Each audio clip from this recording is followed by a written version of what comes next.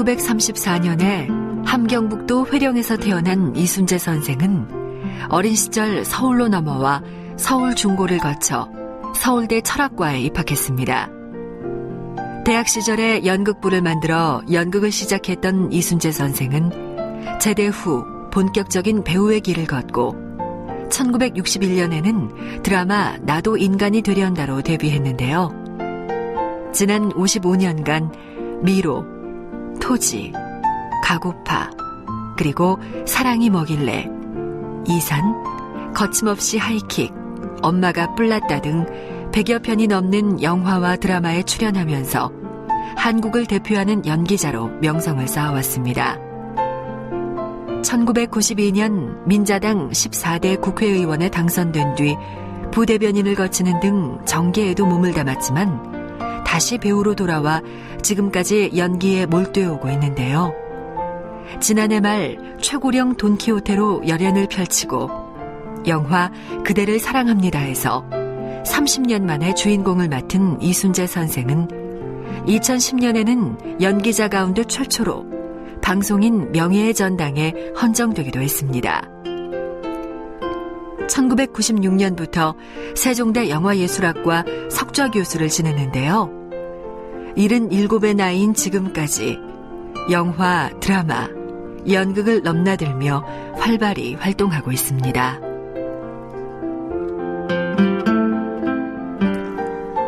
네, 이순재 선생님 스튜디오에 나와 계십니다. 안녕하세요. 안녕하세요. 네, 너무나 반갑습니다. 이렇게 네, 바쁘신 고맙습니다. 와중에 시간을 쪼개주셨는데요.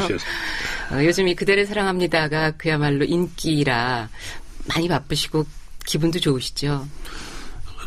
좀 예상했던 것만큼 그렇게 해요. 좀 관계 수로서는 조금 아쉬움이 있는 것 같아요. 예. 그런데 일단 관객 평점이 최고점이더라고요. 예, 보신 분들은 예. 다 그렇게 높이 평가를 해 주시더라고요. 예. 그러면 얼마만큼 들기를 원하셨어요, 선생님 애초에? 글쎄 우리는 관계 그 데이터에 대해서 영화가 관계에 대한 측정을 잘 못하고 있는데 옛날 개념 때문에. 근데 이제 극장의 선택이 대단히 중요한 것 같아요. 네. 이게 이제 좀 대형 극장에서 작품의 그 행성이라든지 이런 걸 인정해가지고 또 여러 관객의 평이라든지 또 시사의 평 같은 걸 좀 감안해가지고 하는데 아마 이게 노인들만 나오는 게 재미없으리라고 땀을 생각해가지고 제쳐야만 선택이 그렇게 됐던 것 같은데 괜찮은 영화인데 재미있는 네. 영화인데. 아니 아침 일찍 들어갔는데도 젊은이들이 꽤 꽉 채우고 있더라. 그런 얘기들도 있더라고요. 예, 젊은이들을 보게 되면 보시게 되면 좀 생각이 좀 달라질 영화가 아닌가 이렇게 생각이 됩니다. 아마 그 젊은이들을 끌어들이는 요소 중에 한 가지가 바로 이순재 선생님의 연기고 이순재 선생님의 보통 브라운관에서의 인기일 텐데요.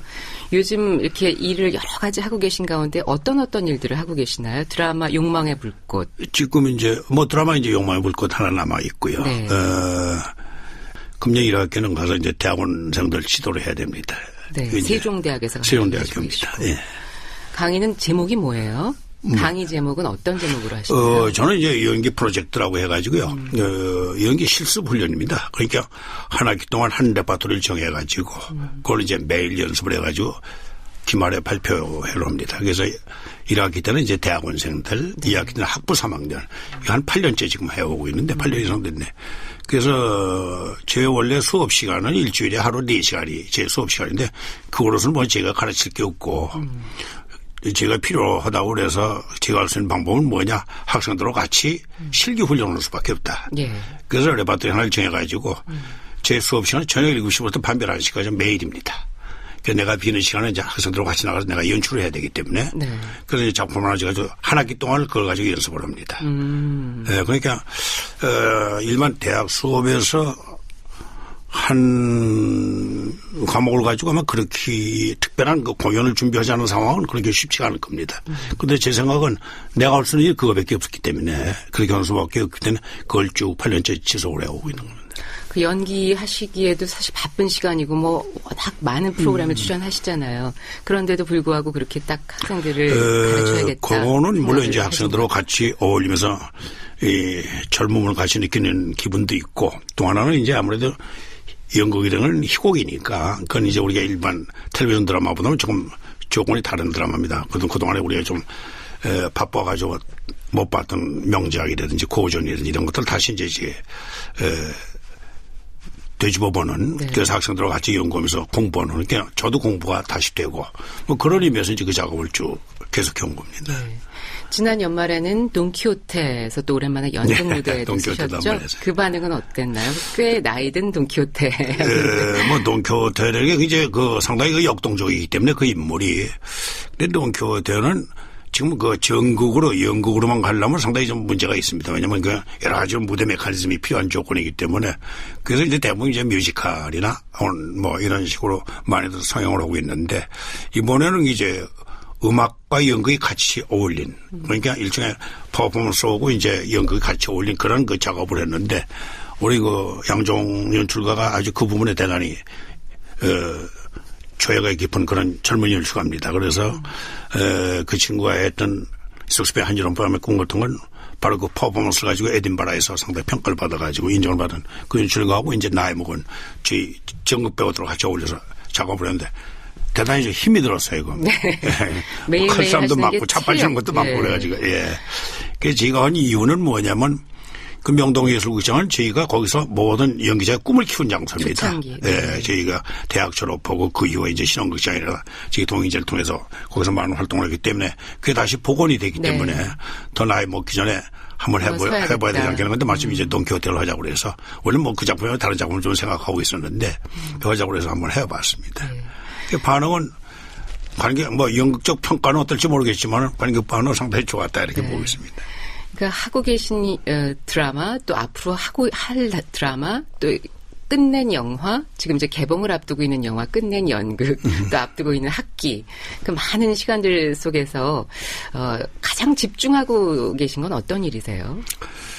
뭐 어차피 지금 쭉 하고 있는 건 뭐 텔레비전 드라마가 이제 주기 때문에 거기서 뭐 오랫동안 해온 거고 그 주인데 사실은 이제 뭐 여기에 관심을 갖게 된 것은 영화를 통해서 관심을 가졌던 거고 그다음에 이제 시작은 연극을 통해서 시작을 했던 거고 좀 상황이 좀 차이가 있습니다. 그래서 세 분야에 다 관심이 있지만은 사실 제일 처음 생각했던 건 영화입니다. 영화. 그래서 이제 우리 때는 대학 시절에 50년대 중반 그다음에 60년대 이후인데 그 당시만 해도 우리나라는 참 외국의 그 여러 나라의 영화가 좋은 영화들이 많이 들어왔어요. 그러니까 그 당시만 해도 이제 유럽 같은 경우는 이태리나 프랑스 같은 데는 영화를 예술적 측면에서 생각하고 있었던 그런 시대이기 때문에 상당히 그 좋은 영화 또 좋은 연출 좋은 배우들이 있기 때문에 그런 배우들의 연기 활동을 보고 우리나라대로는 아마추어지만은 저 정도의 경지면 저것도 하나의 예술적 창조행위다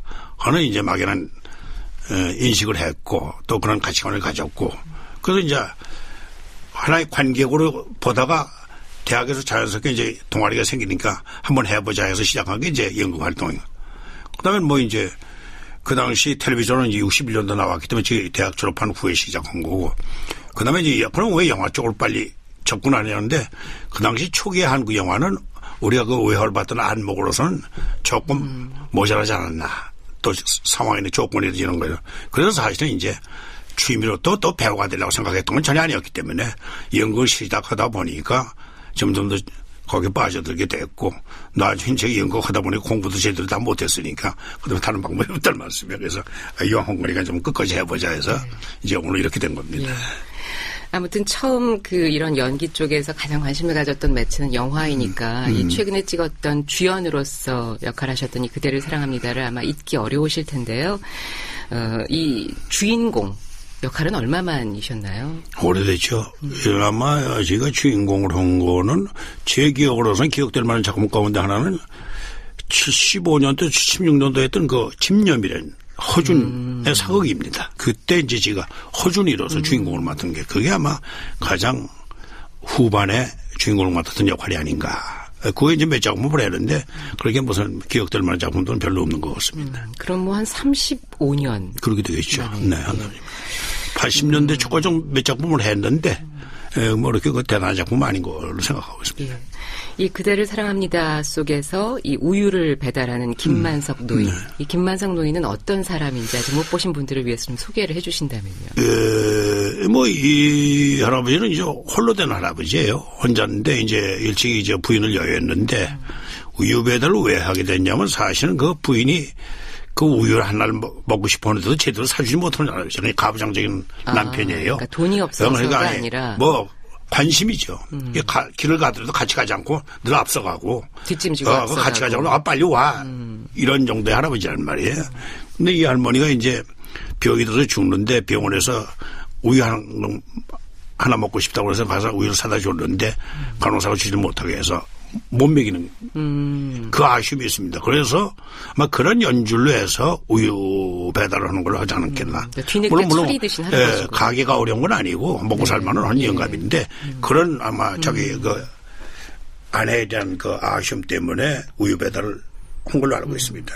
그런데 그 우유 배달을 하다가 새로운 사랑을 만나게 되는 그거는 건가요? 이제 우연한 조그마한 접촉사고에 해가지고 이제 그 파지를 주워 다니는 그 할머니 옹을 만나는 과정인데 제일 처음엔 뭐 대단치 않게 부딪혔으니까 사고의 원인이 어디인지 모른다는 말이에요. 내 잘못은 아니지.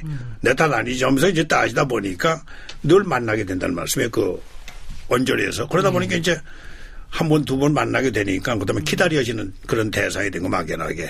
그러다 보니까 이제 도와주기 시작하고 남은 우유도 주기 시작하고 또 얼음판에 미끄러질까 봐 또 잡아도 주고 또 끌어도 주고 이런 관계에서부터 이제 발전된 두 사람 노인들의 얘기입니다.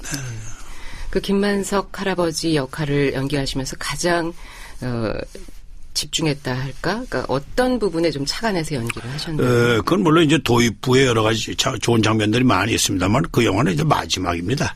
후반에 한 번 안아봐도 될까 하는 대사가 있습니다. 그러니까 그동안에 한 번도 손도 안 잡아보고 뭐 이제 같이 구경도 댕기고 하지만은 그런 정도에서 그래서 이제 저는 이제 연출한테 야 이게 어떻게 그래도 뭔가 좀 배트신이라도 하나 있어야 될 거 아니냐. 노인들의 배트신. 그 뭐 원작에는 없지만은. 만나는 기간이 그 영화 속에서 흐르는 시간이 어느 정도인데요? 아마 내가 보기엔 한 2, 3년 되는 거 아닌가. 2, 3년 동안 손 한 번을 안 잡아보시는 뭐 순결한 사이란 글쎄 뭐 말이에요? 특별하게 그렇게 좀 깊이 있게 잡아본 적은 없는 것 같아요. 화면상에도. 자극적인 장면이 없겠네요. 그런데 이제 그게 누적이 돼가지고 결국 이제 자기 사랑을 고백을 하게 되고 말년에 이제 같이 가자 이제 이런 뜻을 서로 했는데 이 안쪽에서 잘 수용을 못하는 겁니다. 네. 그 이유는 이제 이 작품상에서 표시는 안 돼 있지만 만화에 나와 있습니다만은 사실은 더 연만한 노모가 있는 할머니이고 그다음에 또 이 할머니는 상당히 그 전력이 좀 어려운 분이었어요. 인생강 제가 버림을 받고 이런 데서 참 어렵게 살아온 영혼인데 자기가 사랑하는 사람이 이제 말년이니까 참나타는 또 다른 임종을 봐야 될 가능성이 있단 말이야. 그러니까 그건 내가 참아볼 수 없다. 이런 상태에서 우리가 영원히 기억하는 그런 관계가 더 좋지 않겠는가 하는 그런 얘기입니다. 그 할아버지가 결국 이제 그 고향집에 할머니한테 데려다 주고 보니까 도저히 끌고 나올 수 없는 그런 상황이란 말이에요. 거기서 마지막으로 처음 한번 안아봐도 될까 하고 해서 안고 두 노인네가 우는 얘기인데 그게 상당히 가슴 아픈 장면입니다. 감정이입이 확 되시는 부분이요. 이제 그 장면은 뭐 우리가 책을 읽으면서도 또 그 장면을 생각하면 이제 나도 모르게 이제 감정이 올라서는데 아주 촬영할 때 그걸 아주 절제하려고 상당히 애를 썼어요. 그러니까 선생님도 눈물이 막 쏟아지는 걸 절제하셨다는 건가요? 예, 그런 거죠. 이제 어차피 그건 그 장면 뭐 관객들도 똑같은 감성을 느끼시겠지만은 그건 뭐 배우로서는 절제하지 않을 수 없으니까. 그동안 사실은 그 노년의 로맨스를 잠깐씩 보여주셨었잖아요. TV에서. 예, 그 엄마가 뿔났다에서도 그렇고 또 지붕 뚫고 하이킥에서도 김자옥 씨랑을 보여주셨고 그런 로맨스와 이번 영화 속에서 본격적으로 그 연기했던 사랑과의 차이라면 어떤 게 있을까요? 하이킥에서 김자옥 씨 관계는 이제 그건 서로 만나서 결혼까지 가는 관계고 이제 그 결혼 후가 좀 짧았지만은 원래는 좀 긴 겁니다. 좀 일찍 들어오게 돼 있었는데 이제 다른 얘기를 하다 보니까 그게 좀 짧아진 거고 엄마가 불났다 경우는 사실은 이제 할아버지니까 이게 뒤에서 왔다 갔다 하는 평품입니다. 사실은 아들 관계인데, 근데 지금 이제 우리 노년의 사회라는 게 지금 벌써 500만이 넘지 않습니까? 이제 좀 있으면 한 1000만 정도 되는데, 그러면 그 중에 뭐 짝이 있는 노인들은 상관이 없는데, 또 유복한 노인들은 상관이 없는데, 홀로 된 외로운 사람들이 있단 말이에요. 할머니고 할아버지고. 그 양반들이 대강 요즘에 65세면 벌써 정년에서 사회에서 일단은 물러나야 되는데, 그건 앞으로 작년에 10년, 20년 더 살 수 있다는 말씀에, 동남아 이제 여자가 이제 건강 조건을 이제 건강요법이라든지 건강에 대한 이런 개념들이 많이 현대화됨으로써 수명이 연장이 되는데, 그런 이 과정을 어떻게 할 것인가 문제입니다. 근데 사실은 나이만 먹었지 어떤 욕구나 정서가 다 노화된 건 아니거든요. 그러면 네. 이걸 어떻게 보완할 것이라는 게 문제예요. 그래서 사실 이건 하나의 우리 노인 문제, 사회적 문제입니다. 앞으로도 뭐 정책적으로 상당히 그 부분에 관심을 가지고 그 부분을 어떻게 할 것이냐. 또 정치하는 사람들도 이제 그 노령층 무시해가지고는 사실 이제 표 얻기 시작하면 힘든다. 1000만이 되는데 1000만 표라는 건 대단한 표거든요. 그런 부분에서 그 노인들 대고 헛소리 했다는 게 큰일 난다고 말이에요. 이 부분을 어떻게 사회적으로 보장할 것인가. 그래서 작품 가운데서 이제는 그 노년의 문제를 하나의 평풍이나 곁다리로 생각할 게 아니라 이걸 주체로 생각할 필요가 있다는 얘기입니다. 그래서 그런 부분에서 노인들의 테마는 상당히 재밌을 수 있다. 그러나 어떤 사람도 그런 얘기다. 야, 그 늙은이 시트콤을 한번 해보자. 대단히 재밌을 거다 말이에요. 그냥 젊은이들의 시트콤 못지않게 해학도 있고 거기에 희노애락도 있고 여러 가지 감성적 요인들이 많을 거다. 그런 부분도 상당히 시청자를 동원할 수 있는 요인도 될 수 있다는 의미인데, 그런 의미에서 이제 아마 그 설정을 했는데 나중에 이제 여자친구를 하나 만나게 된 계획인데, 우리가 설정을 해봤어요. 사실은 뭐 제일 처음부터 있었던 건 아닌데 네. 후반에 가서 생기는데 해보니까 반응도 좋고 괜찮더라고요. 그 부분에도 우리가 시청자들 상당히 관심이 많구나. 또 우리 현재 당면한 문제다 하는 얘기입니다. 그래서 어디 가서 이제 얘기를 좀 해달라고 그러면 이제 노인들 모시러 가면 그 집안에 죽치고 앉았지 말고 나가서 연예대학, 노인대학도 가고 가서 저는 서로 만만한 사람이 좀 사귀라고 한 말이야. 먼저 간 사람은 어쩔 수 없지 않냐. 나머지 인생은 뭔가 그래도 살 때까지 좀 힘있게 살아야 될 거 아니냐. 그런데 노년들도 대상이 생기면 감성은 살아있으니까, 네. 감성은 살아있으니까 아무래도 달라진다 이거예요. 우리 자녀들한테 그런 얘기입니다. 그 골마에 그냥 놓아두지 말고 요즘은 이제 노인 복지가 많이 됐으니까 교통비 같은 걸 많이 도움이 되는 게 네. 점심값만 조금 드리면 가서 얼마든지 좋은 사람. 그러면 스스로 자기 관리를 하기 시작한다 이거예요. 그렇지 않습니까? 네. 그러니까 그대를 사랑합니다는 아마 그런 병풍 같은 노년의 어떤 사랑이 아니라 그 사랑이 그냥 바로 전면적으로 주인공으로서 나왔던 그런 얘기가 되겠네요. 아마 중간에 이 라디오 들으신 분도 누구신지를 금방 목소리로 아셨을 것 같아요. KBS 명사초대석 이번 주는 연기자 이순재 선생님과 함께하고 계십니다. 오늘 첫날인데요.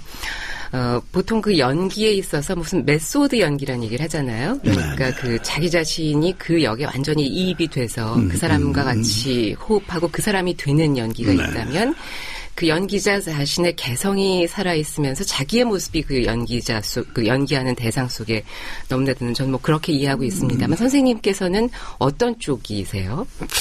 글쎄 저는 뭐 그렇게 생각합니다. 옛날에 한 예를 들고 어떤 지가 뭐 이제 남양물 영화를 하나 찍게 됐어요. 네. 그건 이제 귀신 영화예요, 솔직히 말해서. 남양물. 네. 그러니까 이제 첫날 촬영도 물론 감독은 대감독입니다. 우리나라 대표는 대감독이신데 이 양반이 이제 그 당시 이제 뭐냐면 이 소위 이거 귀신 영화 일제 영적 세계를 영상화시키기 위한 하나 영상적 개념에서 그 부분을 접근하는 사람들이 있습니다. 예를 들어 플라스의 로제바뎀 같은 연출자가 바로 그런 부분에서 여자 드라큘라 영화를 찍었지만은 사실은 그건 하나의 공포물이 아니라 공포물이면 동시에 그걸 영상적 처리해서 영상미 이런 부분에서 평가를 받은 작품. 이제 그게 우리나라에 조금 유행이 됐었어요. 네. 그 당시 이제 오카노 영화들이 좀 들어오면서 그런 심령적 영화들은 이제 심령의 세계라든지 이런 걸 보면서 이 양반도 뭐 그런 데 관심을 가지고 사실 그 작품을 연출할 뿐이 아니거든요. 근데 이제 맡아서 했는데 이 첫날 이제 사진 촬영을 하기 위해서 갔는데 그 전날 내가 정사진만 찍은 게 있습니다. 그래서 이제 앨범에다가 이렇게 붙여가지고 이제 그거 보고 연결을 시키고 또 이제 조금 더 많이 찍으면 그거 가지고 또 돌아오면서 사장을 가서 이제 장사하러 다니고 그랬댔는데 그 첫날 가는데 그 당시는 보면 이제 영화 감독이 당신의 뜻에 의해서 캐스팅 배우와 또는 타율에 의해서 캐스팅, 예를 들어서 회사에서 네. 조금 견제합니다. 왜냐하면 배우를 잘 모르니까. 그러니까 자기가 마음에서 캐스팅했으면 그건 뭐 두말하려고 했는데 자기 뜻하고는 다른 배우가 있을 때 상당히 견제할 수가 있다는 말씀이에요. 이 양반이면 그런 조건에 아마 나를 의존해 뒀던 사람은 아닌 것 같아요. 눈치 보니까 그렇더라고요. 딱 갔더니 이 사람이 사진 몇 장 보더니 못마땅해 하더라고요. 근데 내가 첫날 촬영을 하러 갔는데 그 양반이 뭐냐면 그래서 감독님 왜 그러십니까? 그랬더니 이게 개성이 없어. 그러더라고요. 그래서 아니 개성이 있을 수가 없지. 이건 뭐 정사진만 찍은 거니까 의상 분장 연결 사진만 찍으니까 연기를 한 사진이 아니기 때문에 그러니까 이제부터 오늘부터 이제 감독님 지시에 따라서 새로운 역할의 창조를 여기서 개성 발휘를 하겠습니다. 그랬더니 그게 아니고 누구누구처럼 무슨 뭐 이 고집스러운 거 무슨 이 신통성 이런 걸 얘기를 하더라고. 이 양반이 하나 나를 견제하는구나. 그 내가 했다 좀 당돌했어요 그 당시에. 그거는 작품상의 개성이 아니라 본인의 태생이죠. 내가 그랬단 말이야. 내가 생각하는 배우의 개성이라는 것은 항상 백지 상태야. 그 역할에 들어갔을 그 백지 상태에서 때. 그 작품에 따라서 새로운 캐릭터를 만들어내는 거지. 내 캐릭터가 빨간색하고 노란색이고 그 바탕 위에서 캐릭터를 만든 건 아니라고 생각한다. 그건 지금도 변함없는 제 생각입니다. 그래서 그 창조의 변화가 얼마나 될지는 모르겠지만 적어도 그런 의지는 필요하다. 그러니까 왕왕 우리 배우가 어느 한 작품에서 소위 말해서 부상하는 계기가 있거든요. 그 작품을 출시하는 경우가 있습니다. 그럼 예를 들어서 아까 대발의 아버지 얘기했으면 그 대발이로서 아주 획기적인 작품 중 하나입니다. 그러나 내가 계속해서 대발의 아버지 역할을 했으면 오늘 이 자리에 있을 거 없어요. 그렇죠. 예, 그걸로 끝났을 겁니다. 그런데 대발은 대발에서 끝난 거지 그 이상의 제2, 제3의 대발이 나온 건 아니란 말이에요. 그러니까 그걸 빨리 잊어버려야 됩니다. 예. 예, 그리고 늘 새로운 걸 만들기 위해서 노력을 해야 되는데 뭐 그게 쉽진 않죠.